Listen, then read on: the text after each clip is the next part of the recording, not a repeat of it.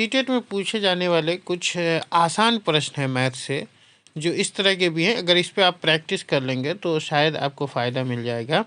जैसे क्वेश्चन यहाँ आपके सामने दिया हुआ है कि 6 सैकड़ा प्लस 6 दहाई प्लस 6 इकाई के बराबर क्या होगा। तो इस तरह का क्वेश्चन करने के लिए सबसे पहले आपको ध्यान में रखना है कि जैसे ये 6 सैकड़ा, तो सैकड़ा के लिए देखिए पहले एक चीज़ आप सीख लीजिए कि सैकड़ा जहाँ रहे उसके लिए आपको इस्तेमाल करना है 2 ज़ीरो, है ना। दहाई रहे तो उसके लिए इस्तेमाल करना है 1 ज़ीरो, और इकाई रहे तो उसके लिए कोई ज़ीरो नहीं, ठीक है, कोई ज़ीरो नहीं। और जब 1000 रहे तो आपको इस्तेमाल करना है 3 ज़ीरो। तो इस तरह से ये चीज़ आप एक जगह पे पहले लिख लीजिए, फिर आपको इस क्वेश्चन को बनाने में बहुत आसानी हो जाएगी। जैसे 1000 हिंदी में लिखा रहे इसके लिए आपको 3 ज़ीरो यूज़ करना है, हिंदी में सैकड़ा लिखा रहे उसके लिए आपको 2 ज़ीरो यूज़ करना है, दहाई लिखा रहे उसके लिए 1 ज़ीरो, और इकाई लिखा रहे तो कोई ज़ीरो नहीं करना है इस्तेमाल। समझ रहे हैं, कोई ज़ीरो इस्तेमाल नहीं करना है।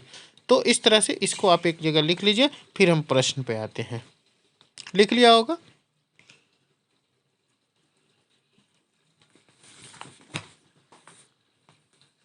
तो चलिए हम प्रश्न पे आते हैं। प्रश्न जो कहता है यहाँ पे उस चीज़ को देखिए कि 6 सैकड़ा, मतलब 6 सैकड़ा का मतलब 6 जो है यहाँ पे 6 जो है इसको तो हमने लिखा, और सैकड़ा के लिए अभी हमने बताया है सैकड़ा के लिए हम 2 ज़ीरो का इस्तेमाल करेंगे। फिर प्लस है ये 6 है 6 दहाई, तो 6 तो लिखेंगे, और दहाई के लिए हमने बताया कि 1 ज़ीरो इस्तेमाल करेंगे। और फिर लिखा हुआ है 6 इकाई, तो इकाई के लिए कोई ज़ीरो नहीं, मतलब 6 लिखा, और हिंदी में जो इकाई है उसके लिए इकाई के लिए कोई ज़ीरो नहीं, अभी हमने बताया है।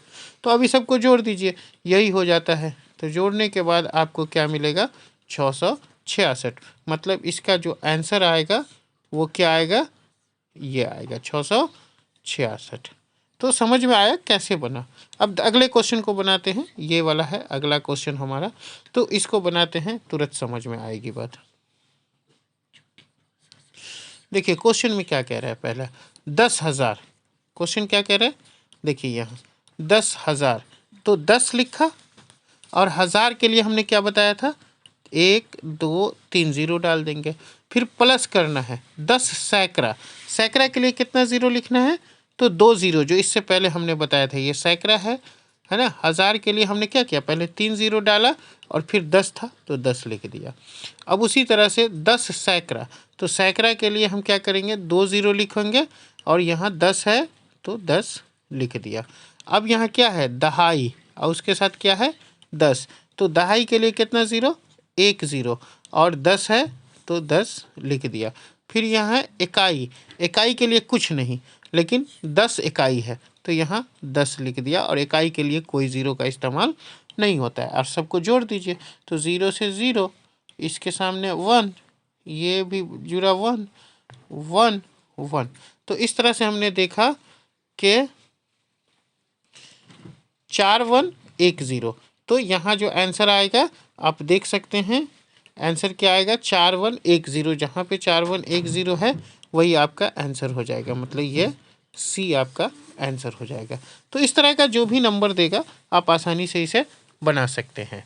तो आइए अब इस पे एक और देख लेते हैं हल्का सा, जो आप अपने से करके देख सकते हैं। तो देखिए क्या है क्वेश्चन है, मान लिया आपके सामने कि 36,000 प्लस 5 सैकड़ा, ठीक है, प्लस 3 दहाई प्लस 1 इकाई। समझ गए, ये इकाई है। तो इस तरह का अगर प्रश्न आपको दिया जाए तो क्या होगा, तो देखिए यहाँ है 1000, सिंपल सी बात है, यहाँ क्या है 36,000, तो 1000 के लिए हमने अब बताया था कितना ज़ीरो 3 ज़ीरो, और ये 36 है तो 36 लिख दिया। फिर है प्लस 5 सैकड़ा, सैकड़ा के लिए कितना ज़ीरो, तो 2 ज़ीरो हमने इससे पहले बताया, और ये 5 है तो 5। फिर क्या है 3 दहाई, दहाई के लिए कितना ज़ीरो, 1 ज़ीरो, और ये 3, और 1 इकाई, तो इकाई के लिए कोई ज़ीरो नहीं, इसलिए सिर्फ 1 लिख दिया।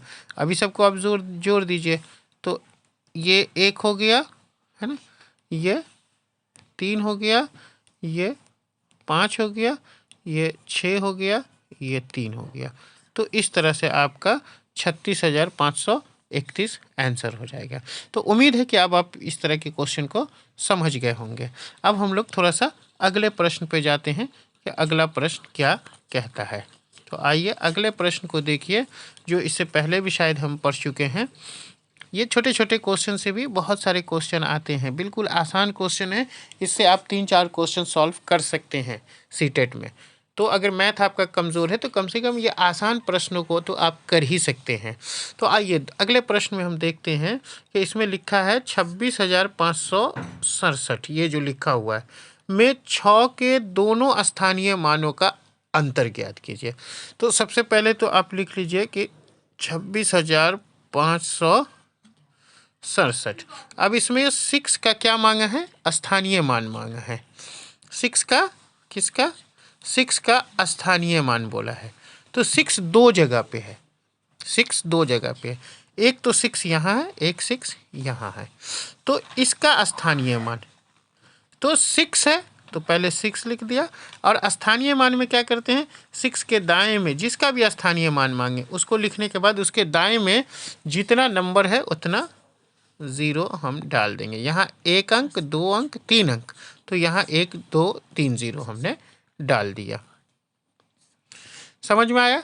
फिर बोल रहा है कि 2 6 है इसमें ना, देखिए 1 6 तो यहाँ है, तो इसके लिए स्थानीय मान ये हो गया। दूसरा 6 यहाँ है, ये देख रहे हैं यहाँ, तो दूसरे 6 के भी स्थानीय मान हम लोग देखते हैं। तो दूसरा 6 है तो 6 उतार दिया, और 6 के दाएं में सिर्फ 1 अंक है तो 1 ज़ीरो डाल दिया। तो दोनों 6 का स्थानीय मान निकल गया। अब इसका योग पूछ रहा है या अंतर पूछ रहा है, ये हमें देखना है। तो यहाँ पूछ रहा है अंतर, तो क्या करेंगे, इससे इसको घटा देंगे। तो 0 का 0, और यहाँ 4, यहाँ 9, और ये 5। तो यही मेरा अंतर पूछ रहा है, तो यही आंसर हो गया। देख रहे हैं यहाँ आपको आंसर दिया हुआ है, तो ये वाला आंसर हो गया 5940। लेकिन अगर यही योग पूछता तो जोड़ देते हम लोग इस दोनों को, तो आंसर हो जाता 660। तो यहाँ योग नहीं पूछ रहा है, यहाँ क्या पूछ रहा है, अंतर पूछ रहा है। तो उम्मीद है कि स्थानीय मान भी आप समझ गए होंगे कि स्थानीय मान किस तरह से निकाला जाता है। और इसी में अंकित मान होता कि 6 के स्थानीय मान है ना, 6 के स्थानीय मान और अंकित मान का के योग का अंतर निकाले, या 6 के स्थानीय मान और अंकित मान का जोड़ निकाले। तो इसी में देखिए क्या करते हैं हम लोग। देखिए यहाँ पे अगर लिख देता अंकित मान का जोड़ निकाले, किसका, 6 के अंकित मानों का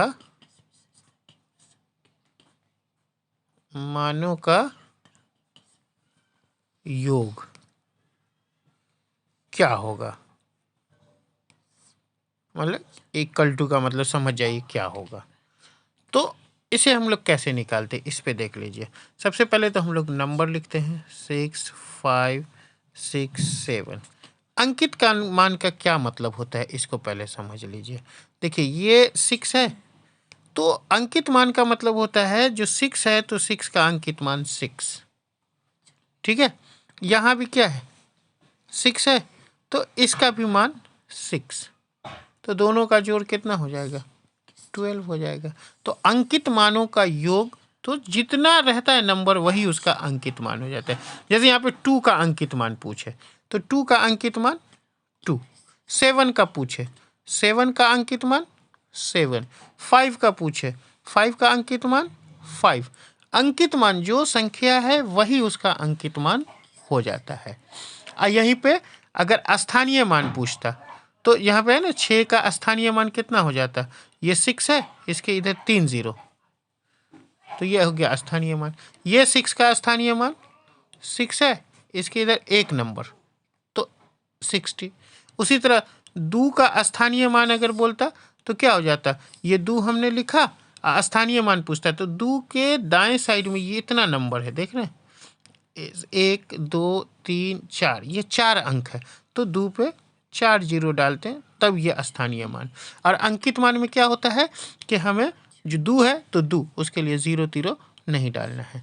स्थानीय मान और अंकित मान में अंतर आप समझ जाइए। स्थानीय मान में संख्या के जिस संख्या का स्थानीय मान मांग रहा है, मान लीजिए 2 का मांग रहा है तो 2 तो लिखेंगे, अब उसके दाएं में जितना नंबर है, जितना अंक है उतना 0 डाल देंगे। जैसे 5 का स्थानीय मान पूछे, ये 5 है, 5 का स्थानीय मान तो 5 लिखेंगे, अब 5 के इस साइड 2 अंक है तो 2 0 डाल देंगे। तो आप समझ गए होंगे स्थानीय मान और अंकित मान। इससे बहुत सारा प्रश्न रहता है।